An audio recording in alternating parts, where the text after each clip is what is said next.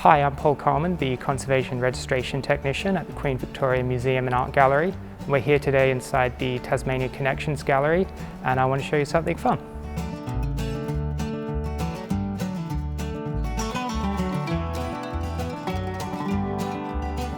So this is an exhibition of taxidermied Tasmanian fauna.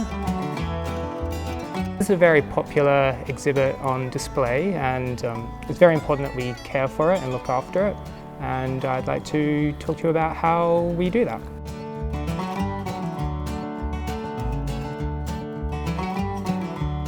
So the primary tool that we generally use is a very soft bristled brush, which we use to take dust off of the specimens.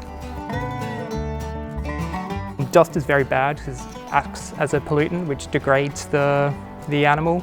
It attracts pests and can lead to various mold growths and other undesirable effects.